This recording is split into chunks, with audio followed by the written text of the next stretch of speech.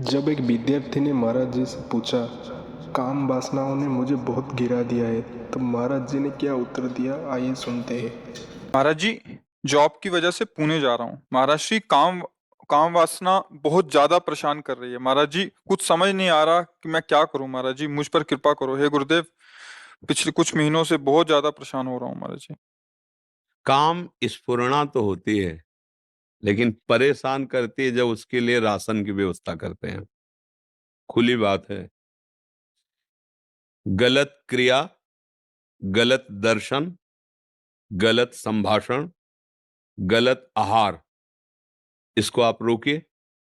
काम स्फुरणा होना अलग बात है, लेकिन परेशान करना, उसके लिए राशन की व्यवस्था है आपके पास, इसीलिए आप परेशान हो रहे हैं।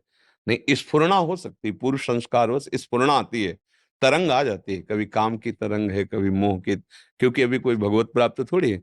लेकिन परेशान करना, बस आप देख लीजिए। मोबाइल रूपी दुश्मन से बचिए। कुसंग से, जो गर्लफ्रेंड बॉयफ्रेंड वाला जहर है, इससे बचिए। ये भले समझ में लोगों को ना आवे, लेकिन हम जो कह रहे हैं उसको समझ लो। ये वो जहर है जो तुम्हारे जीवन को जड़ से नष्ट कर देगा। आगे देख लेना। संतों की बात समझ में नहीं आती है, क्योंकि उनको लगता है कि ये क्या जाने, बाबा जी हैं। लेकिन जैसे आंख वाले को दूर का रास्ता दिखाई देता, पता आगे कुआं है, गिरेगा जाके। तुम्हें लग रहा है बहुत सुंदर मार्ग है, हमें दिखाई दे रहा कुआं है, गिरोगे जाके। जो धर्म का नाश कर दे, जो हमारे अंदर वृत्तियों को भ्रष्ट कर दे, जो हमें विषयों का गुलाम बना दे, उसका जीवन मंगलमय हो सकता है? कैसे हो सकता है? मोबाइल में गंदे चित्र देखना, गंदे बच्चों का संग करना, गंदे व्यसन, आहार, गंदी बातें करना, अगर ये बंद कर दो, तो हम ये जरूर मानते हैं कि काम की स्फुरणा होती है। स्फुरणा होती है, थोड़ी देर फिर शांत हो जाएगी। और उसके लिए, शांत करने के लिए नाम है। देखो, चतुराशी जी की फलस्तुति पढ़ा है, उसमें लिखा है, भव जल निधि को नाव, काम पावक को पानी। जैसे आग जल रही हो, पानी मारो तो शांत हो जाता है ना, ऐसे चतुराशी जी के पद गाने लगो, काम वेदना शांत होने लगी। लिखा है, फलस्तुति लिखी। पर यदि आप गंदा दृश्य देखेंगे, बहुत घातक है, बहुत घातक। एक मछली की क्रीड़ा को देखकर शौभरी जैसे महात्मा के हृदय में विकार आ गया।